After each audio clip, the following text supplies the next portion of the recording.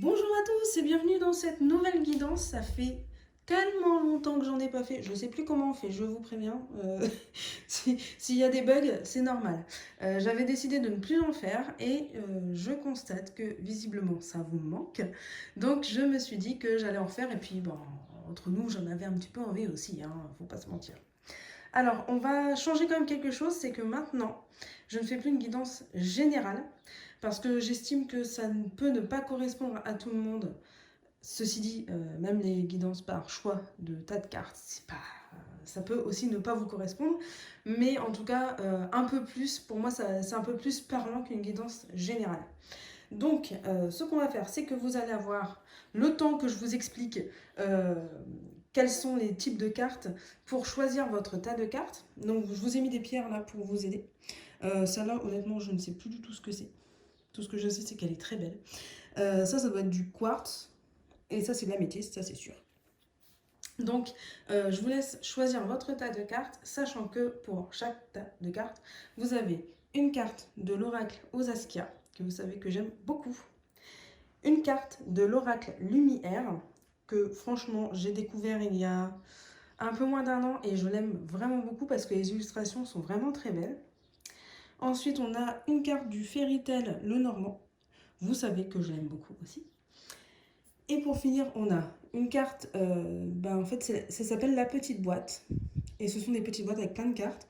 Et il y en a une, cultiver la joie de vivre, jour après jour, et une autre, pour avoir confiance en soi, jour après jour.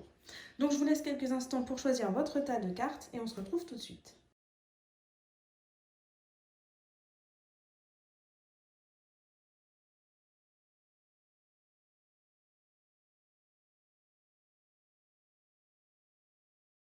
Voilà, donc j'espère que vous avez eu le temps de choisir votre tas de cartes. Sinon, vous pouvez encore mettre pause, hein, si vous êtes un petit peu indécis. Vous inquiétez pas, vous avez le droit de mettre pause. Je m'excuse d'avance s'il y a des petits boucherons qui volent devant la caméra. Mais en fait, j'ai déménagé déjà depuis la dernière guidance. Et on a du colza à côté de chez nous. Donc ça amène plein de moucherons. Voilà. Si vous voyez des petites bébêtes qui passent comme ça, c'est normal. Donc on commence avec le tas numéro 1 et avec la carte de l'oracle aux Askia, qui est donc les menottes, l'emprisonnement, la malchance, les limites. Et ben on commence bien pour cette nouvelle fournée de guidance, dis donc. Alors les menottes, hein, ça ne veut pas forcément dire que ça parle de prison ou quoi que ce soit. Je pense qu'aussi on a le contexte là en ce moment où on est un petit peu bloqué, on ne peut pas sortir, on est en plein confinement et j'espère d'ailleurs que vous le respectez, c'est très très important, évitez de sortir pour des choses qui ne sont pas vraiment nécessaires. En tout cas, du moins, ce qui ne vous empêche pas de vivre. Hein, voilà, on sort que pour la stricte nécessité. Donc les menottes, c'est parlant évidemment pour la période actuelle. Ça veut peut-être dire que vous vous sentez un peu enfermé, un petit peu bloqué, et que évidemment vous ne pouvez pas faire ce que vous voulez, ce que vous avez l'habitude de faire. Pour autant, comme on n'a pas le choix, de toute façon, j'ai envie de vous dire, c'est comme ça, c'est pas autrement. Voilà. Donc, pour moi, ces menottes reflètent évidemment l'état d'esprit dans lequel on est actuellement. Et pour ceux qui ont choisi le tas numéro 1. On va enchaîner avec l'oracle Lumière. C'est un jeu de mots, évidemment, lumière. Voilà. Donc, la fidélité. Alors, la fidélité, elle n'est pas que en amour. D'ailleurs, ce qu'on voit, alors c'est marqué le lien aussi. Ce qu'on voit, c'est d'ailleurs un animal. La fidélité, ça peut être aussi être fidèle à soi-même. Hein. Ça peut être, si on a commencé quelque chose, on le termine. Euh, Tout simplement parce que c'est important aussi de garder ce lien de fidélité, que ce soit avec les autres, hein, évidemment. Ça peut être en amitié, ça peut être en amour. Ça peut être aussi envers un animal, hein, évidemment. Quand on voit d'ailleurs que qu'il y a des gens, j'ose appeler ça des gens, mais façon de dire, qui ont abandonné leurs animaux parce qu'ils avaient peur qu'ils leur transmettent le fameux virus dont tout le monde parle, ça me rend folle de rage. Mais façon. Donc la fidélité, elle est aussi, voilà, comme c'est marqué, le lien, c'est aussi le lien que vous avez envers vous-même.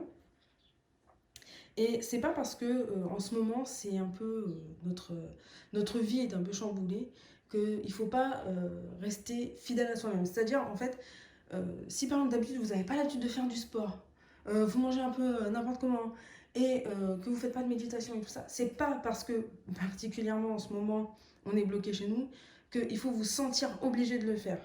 Soyez fidèle à ce que vous êtes, à votre personnalité, à vous. Ensuite, la carte du fairy tale, le normand. Les montagnes, the mountain. Alors, la montagne, ça peut être effectivement une épreuve à traverser, une épreuve à surmonter, un obstacle. Donc, on reste toujours, d'après moi, dans la caractéristique du moment où c'est... Ouais, pour vous, je pense que pour ceux qui ont choisi le tas numéro 1, vous n'avez pas forcément un caractère à rester enfermé chez vous. Vous avez besoin de sortir, vous avez besoin de prendre l'air, et là, vous vous sentez vraiment bloqué. On vous met un mur devant vous, et non, vous ne pouvez pas faire ce que vous voulez. Et ça, c'est compliqué à vivre quand on a l'habitude de sortir. Ça, je suis d'accord avec vous. Ensuite, pour ce qui est de la petite boîte, j'arrive pas à attraper la carte. Pour ce qui est de la petite boîte pour cultiver la joie de vivre, nous avons « Je laisse mon esprit vagabonder autour d'un objet de mon choix. Et l'imagination, enfin libérée, se mettra à voyager. Et la créativité pourra se manifester, contrairement à ce qui se passe quand on rumine, quand on tourne autour d'une même pensée de façon obsessionnelle et douloureuse. Ce vagabondage mental est très apaisant. » Voilà, en fait, ça vous conseille, en gros, si vous ne pouvez pas trop sortir physiquement, vous pouvez sortir intérieurement en laissant votre esprit un petit peu se balader autour d'un objet de votre choix.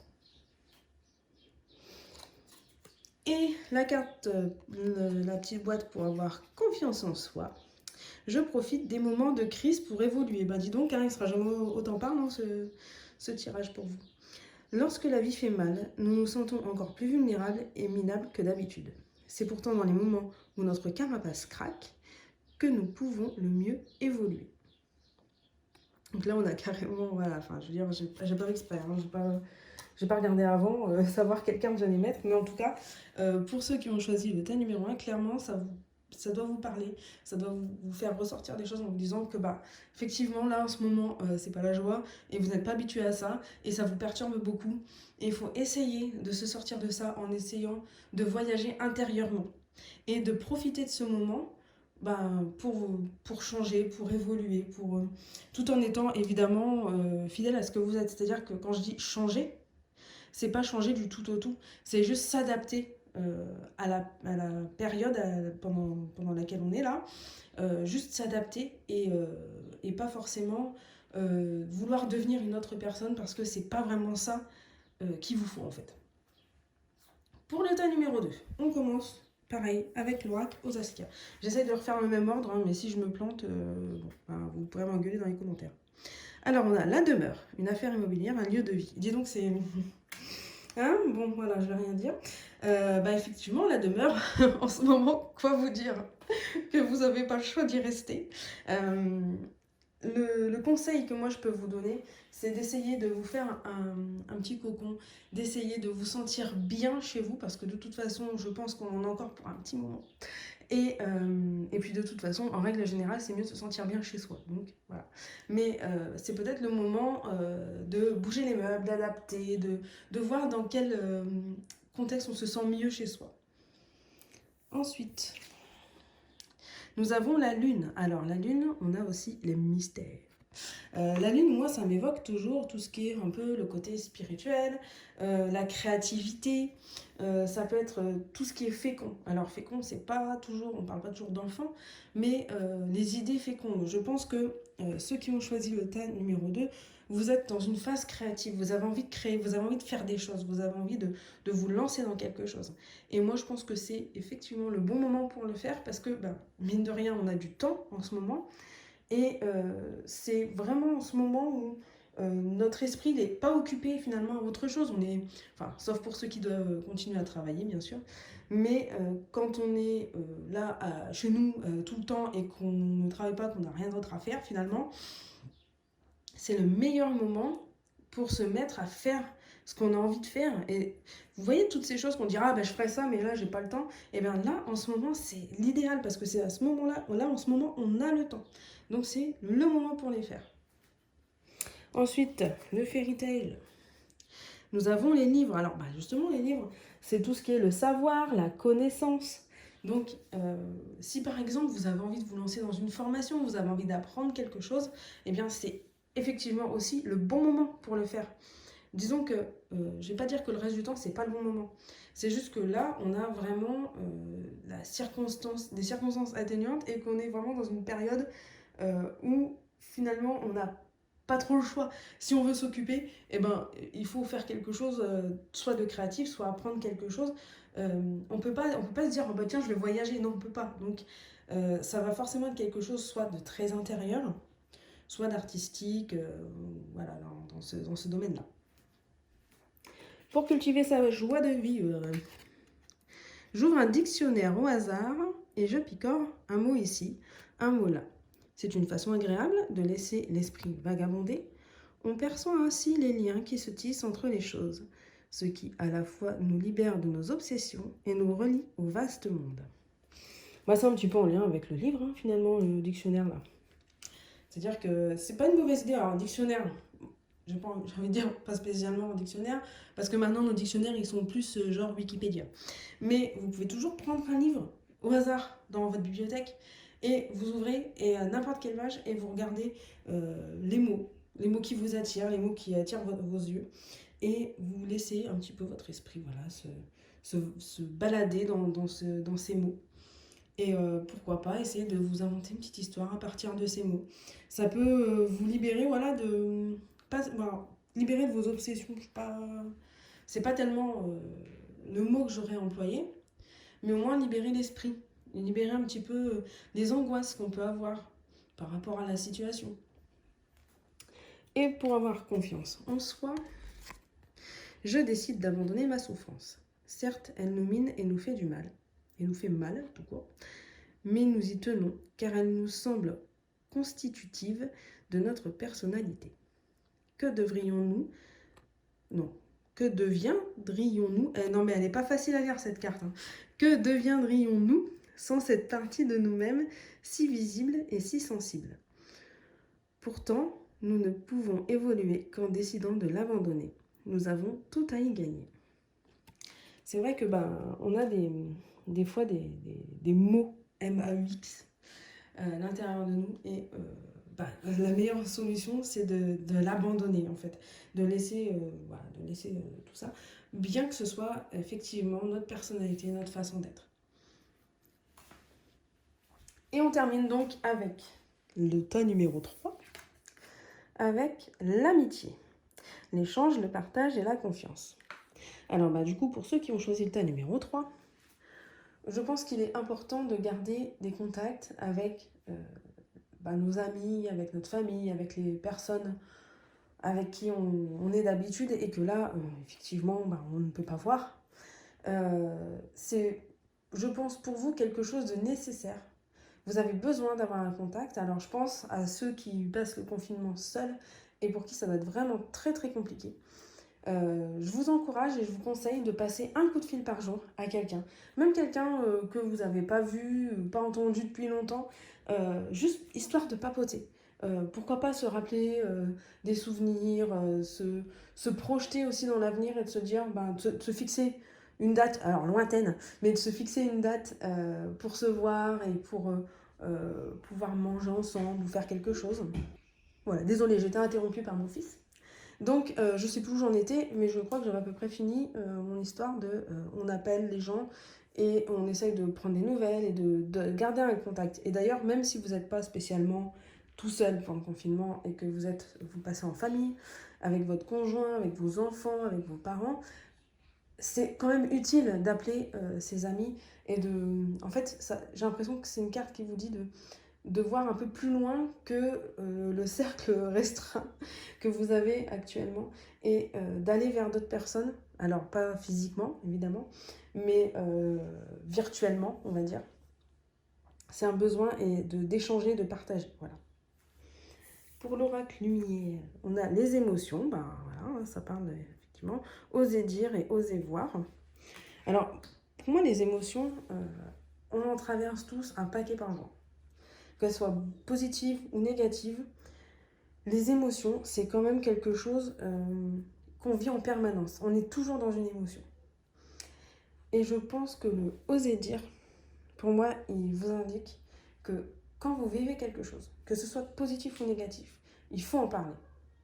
Il faut vraiment, si vous entendez parler, c'est mon fils qui est pas très loin, euh, il faut oser dire les choses.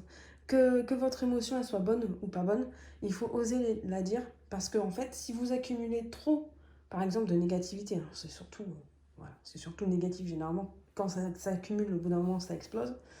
Si vous accumulez trop de choses négatives, au bout d'un moment, effectivement, ça va exploser. Donc il faut oser les dire au fur et à mesure. Et le fairy tale, le normand, nous avons, alors c'est les chemins, enfin les chemins croisés, les crossroads, hein, vous savez mon anglais, il n'est pas génial.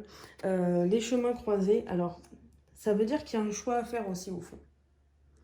Ça, les chemins, pour moi, ça a toujours été symbole de soit partir à l'aventure, mais là c'est pas la meilleure période, soit de prendre une direction. Alors comme on voit sur la carte, nous avons une partie qui est plutôt lumineuse et une partie qui est plutôt sombre.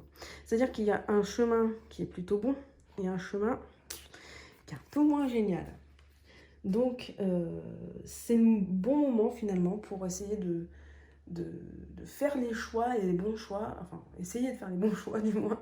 Et la meilleure solution quand on a un choix à faire, c'est de sortir un papier, un crayon, de faire 2 colonnes, une colonne pour, une colonne contre, et on regarde chaque aspect. Si je fais ça, qu'est-ce qui va être bien, qu'est-ce qui va pas être pas bien? Et si je prends cette décision, comment ça va se passer, qu'est-ce qui sera bien pour moi et pas bien pour moi? Là, c'est vraiment le moment de le faire en fait, finalement. Voilà, je vous conseille de prendre les décisions en ce moment, même si elles ne vont pas être effectives tout de suite. Mais en tout cas, ça sera toujours effectif à un moment. Donc, le mieux, c'est de les prendre maintenant, les décisions, et pour juste avoir à donner sa réponse ou à faire les choses quand ce sera le moment. Pour cultiver sa joie de vivre, je me débarrasse des pensées tristes. Ce ne sont que des pensées. C'est vrai. Mieux vaut garder son énergie pour